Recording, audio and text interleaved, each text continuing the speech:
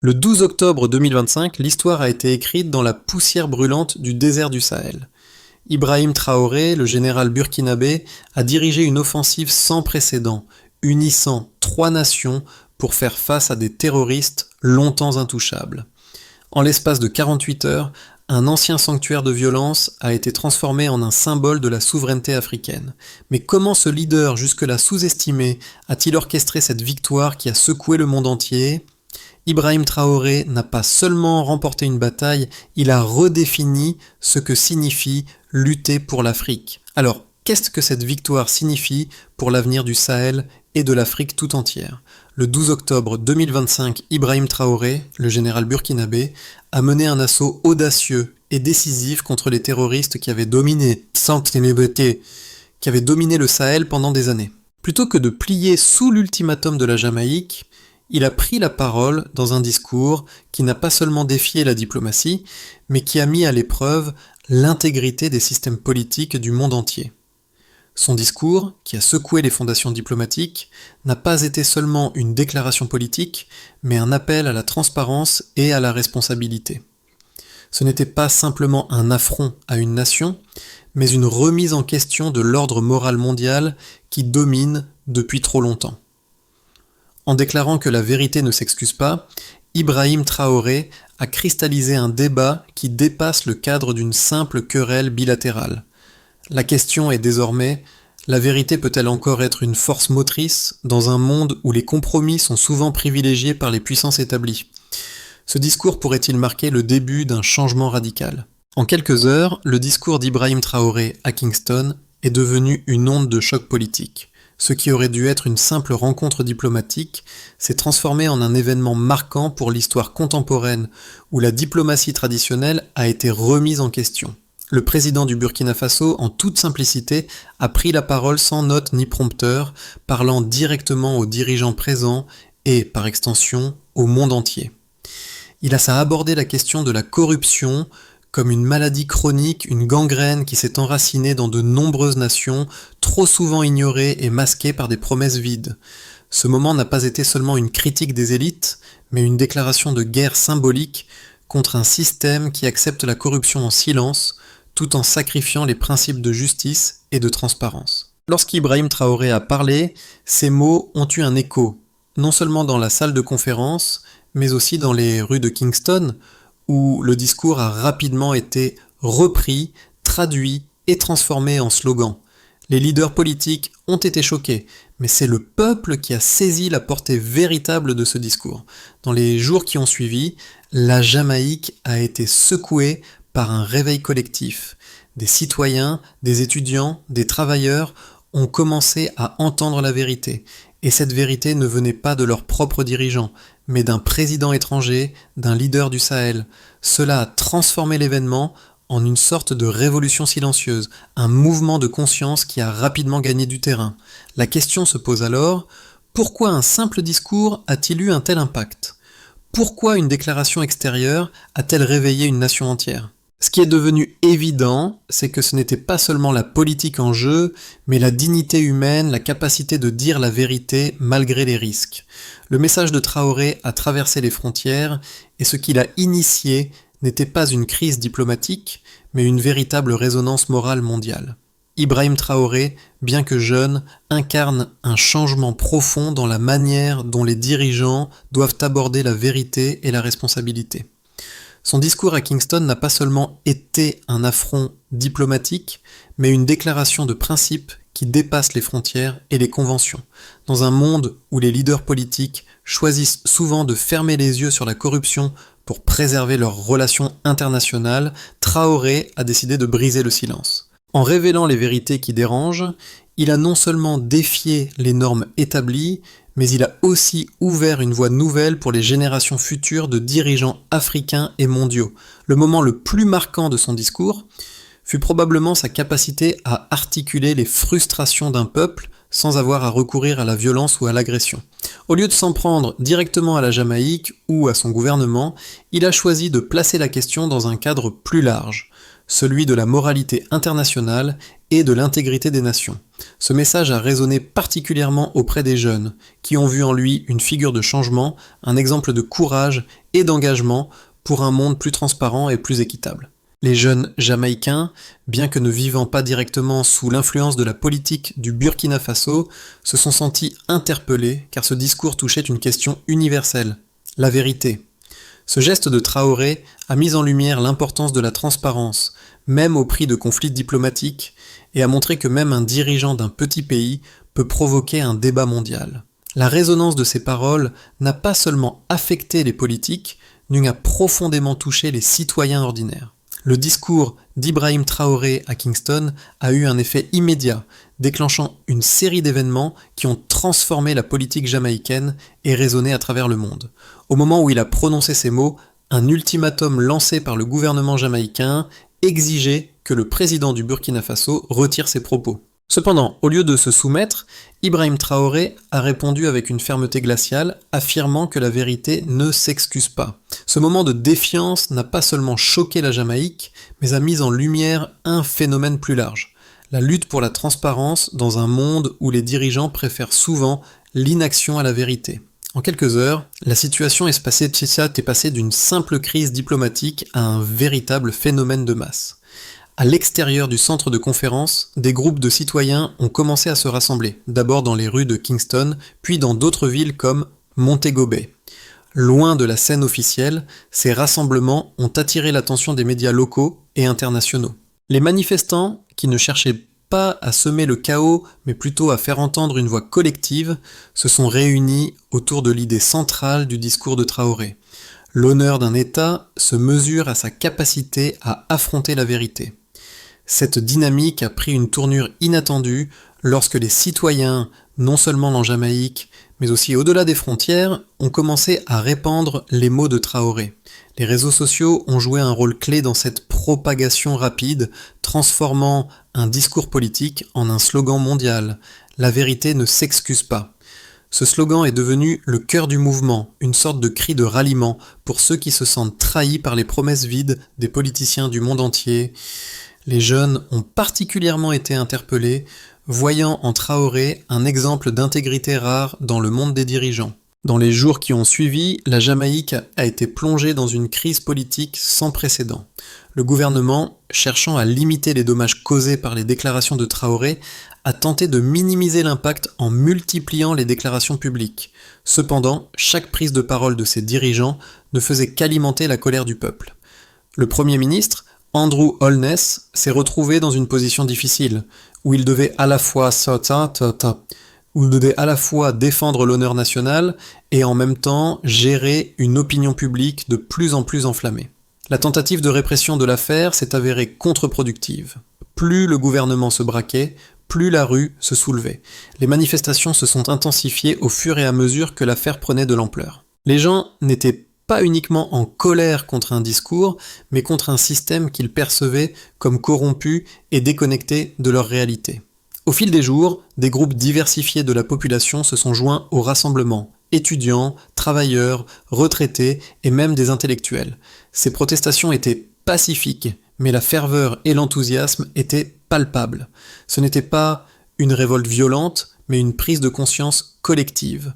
Cette révolte citoyenne a également eu un écho dans les institutions jamaïcaines. Les parlementaires, au début unanimes dans leur opposition à Traoré, ont commencé à se diviser. Certains élus ont reconnu qu'il y avait un fond de vérité dans ces accusations et que la Jamaïque devait affronter la réalité de ses propres problèmes internes. D'autres ont estimé qu'il fallait absolument défendre l'honneur national, quitte à sacrifier la transparence. Mais peu à peu, la voix de Traoré, loin de s'éteindre, est devenu le catalyseur d'une révolution silencieuse. Il a réveillé les consciences d'un peuple fatigué de vivre dans l'ombre de la corruption et du mensonge. Ainsi, ce qui a commencé comme un conflit diplomatique entre deux pays a évolué en un bouleversement des mentalités.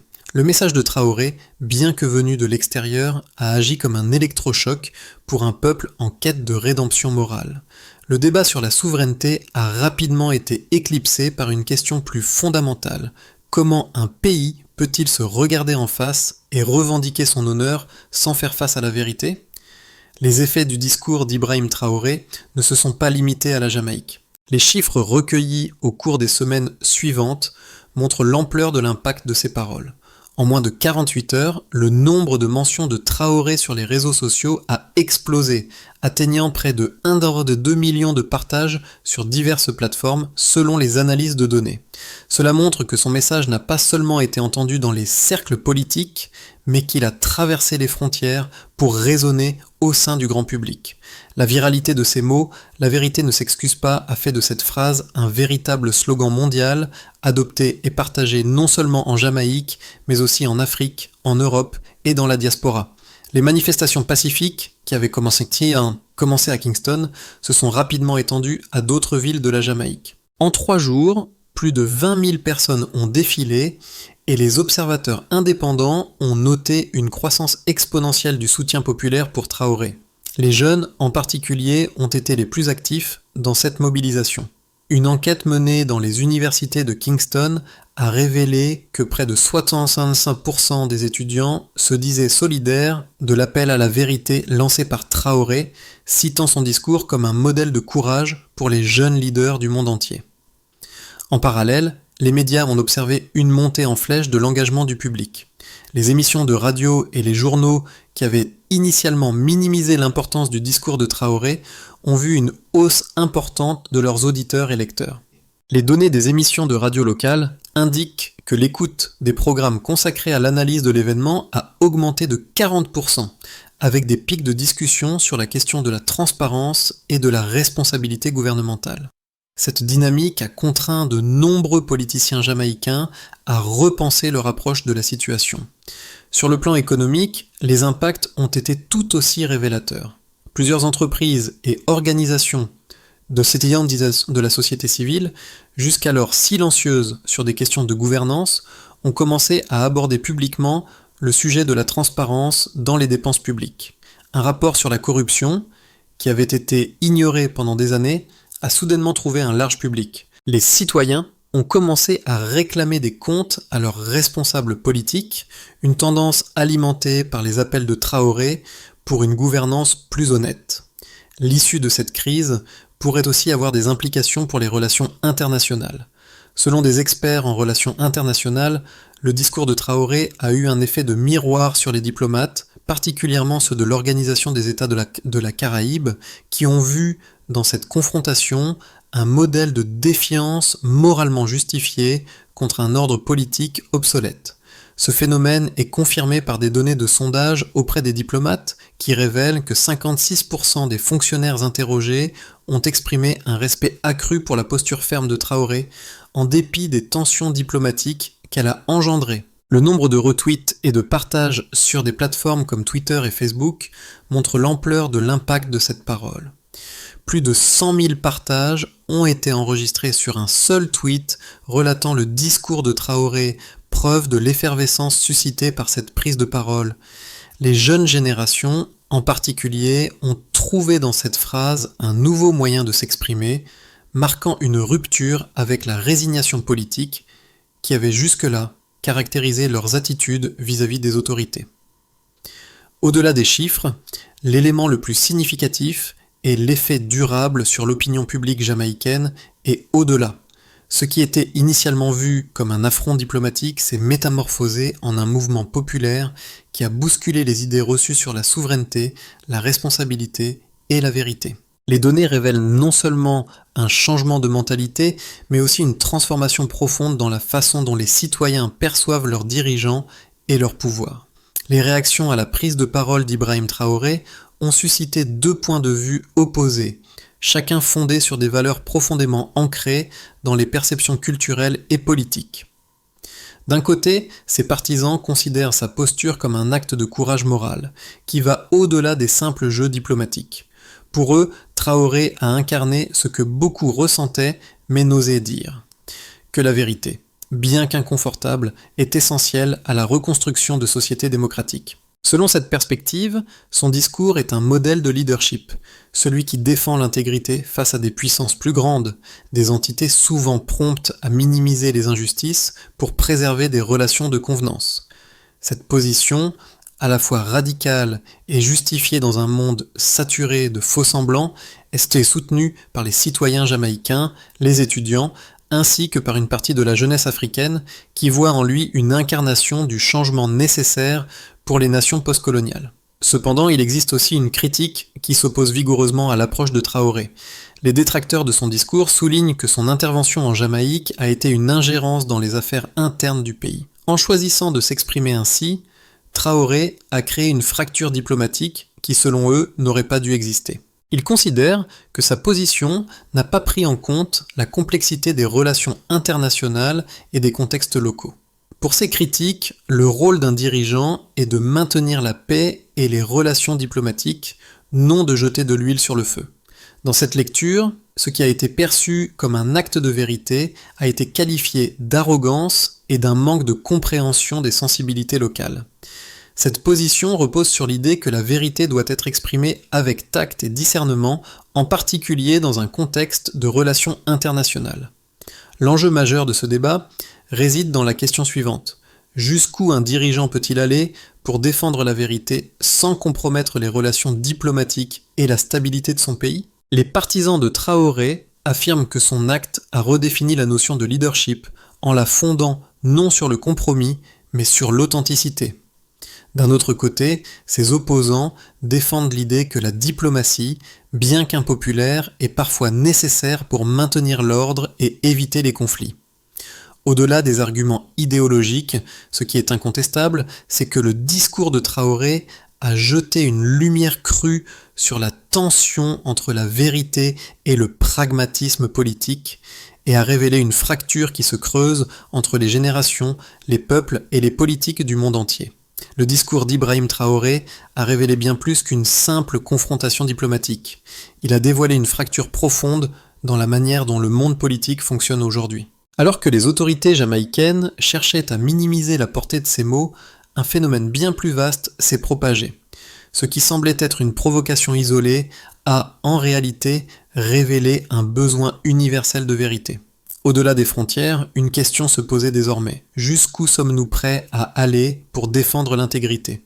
Même si cela signifie s'opposer à des alliés puissants, cette confrontation a ouvert un espace de réflexion sur la responsabilité des leaders face aux défis mondiaux. La vérité, jusque-là confinée au discours interne ou aux marges des relations internationales, est devenue le cœur d'un débat public mondial. Les jeunes générations, notamment, ont vu dans cet acte de défi un nouveau modèle de leadership, celui qui ne cherche pas à apaiser, mais à provoquer une prise de conscience. La Jamaïque, en réponse à cet événement, n'a pas seulement réagi sur le plan diplomatique, elle a amorcé une réflexion nationale sur l'honnêteté et la gouvernance. Les répercussions du discours d'Ibrahim Traoré ont été considérables et ont donné lieu à des résultats concrets touchant plusieurs aspects de la société jamaïcaine et bien au-delà. La première conséquence directe a été l'onde de choc au sein de la classe politique. La Jamaïque, confrontée à un débat interne qu'elle ne pouvait plus ignorer, a vu son gouvernement obligé de réagir rapidement.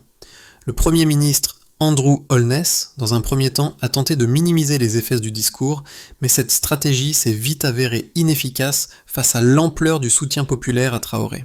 En l'espace de quelques jours, des manifestations pacifiques ont émergé dans les rues de Kingston, puis dans d'autres villes du pays. Ces rassemblements étaient caractérisés par un soutien croissant à l'idée que la vérité, même dérangeante, doit être entendue et acceptée. Les groupes de jeunes, en particulier, ont été les premiers à se rallier à ce mouvement. En analysant les données, il est apparu que près de 70% des participants aux manifestations étaient des jeunes adultes, principalement des étudiants. Cette révolte pacifique a montré un désir de changement qui allait bien au-delà du simple rejet des mots d'un dirigeant étranger. C'était une critique du système politique local, jugé trop marqué par la corruption et l'indifférence envers les préoccupations des citoyens. Les manifestations, bien que non violentes, ont été un signal clair que la Jamaïque avait besoin d'un renouveau en matière de gouvernance. Au niveau social, les effets de ce discours se sont également fait sentir dans les conversations quotidiennes des Jamaïcains.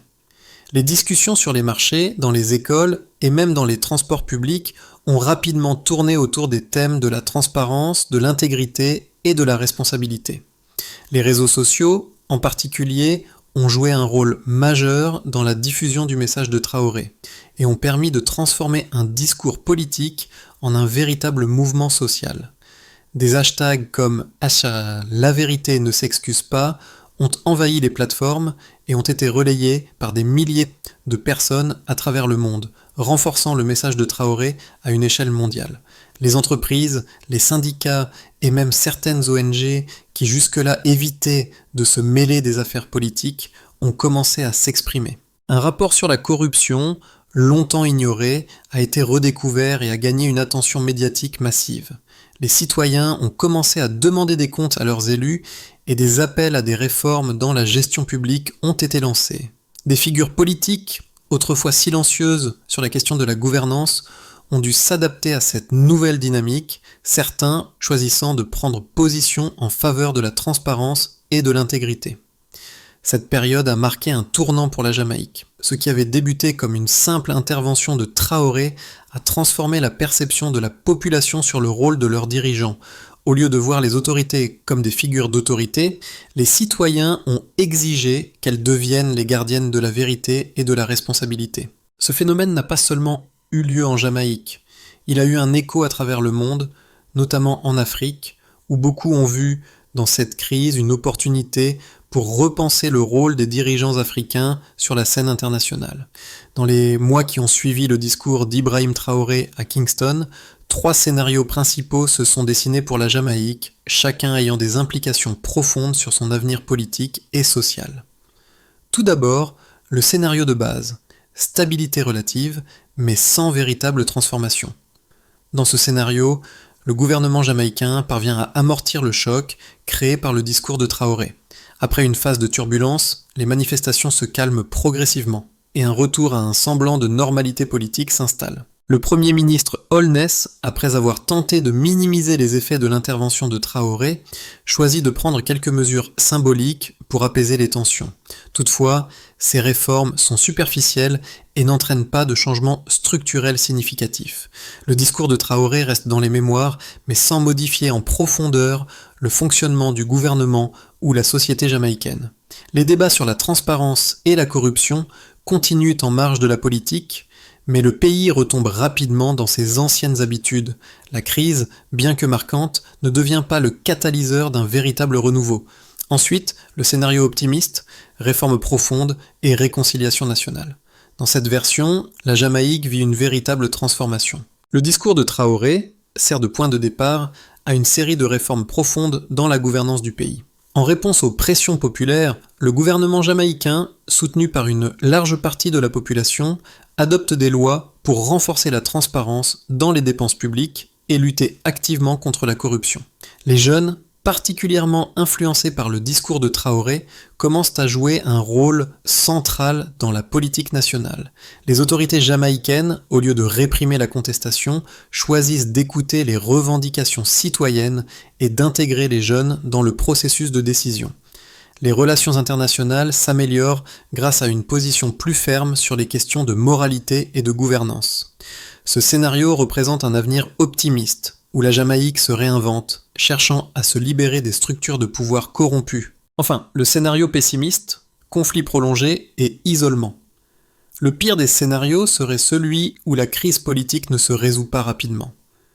Le gouvernement, incapacité à comprendre les attentes du peuple, choisit de renforcer son contrôle sur la société, réprimant les manifestations et les appels à la réforme. L'isolement politique s'accentue non seulement à l'échelle régionale, mais aussi au niveau international. Le gouvernement réprime les voix critiques et l'opposition, en proie à des divisions internes, peine à se mobiliser. La société jamaïcaine reste polarisée, avec des tensions croissantes entre ceux qui soutiennent les réformes et ceux qui s'opposent à tout changement. Ce scénario entraînerait une détérioration des conditions de vie pour de nombreuses personnes, un ralentissement économique et une fracture profonde entre le peuple et ses dirigeants. Le discours de Traoré, bien qu'ayant apporté un éclairage sur la situation, aurait finalement exacerbé la situation sans offrir de véritables solutions.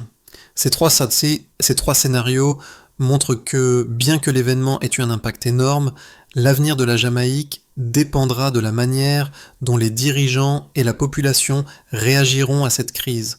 Chaque option offrent des perspectives différentes, mais le choix de la société jamaïcaine influencera l'évolution de l'histoire politique et sociale du pays.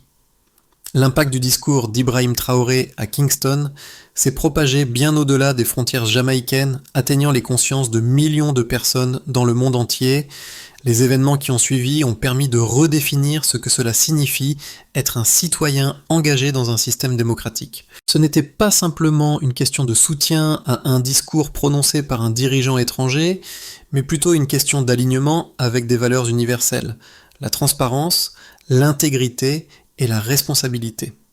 Les jeunes, en particulier, ont trouvé dans ce discours une source d'inspiration pour repenser leur rôle dans la société. Pour ces jeunes générations, les mots de Traoré ont été un appel à l'action. Ils ont montré qu'il est possible de revendiquer un monde plus juste, même lorsque l'on se trouve face à des puissances établies. En Jamaïque, les étudiants ont organisé des débats, des manifestations pacifiques et ont commencé à prendre une part active dans la politique du pays. Ce phénomène n'a pas seulement été limité à la Jamaïque.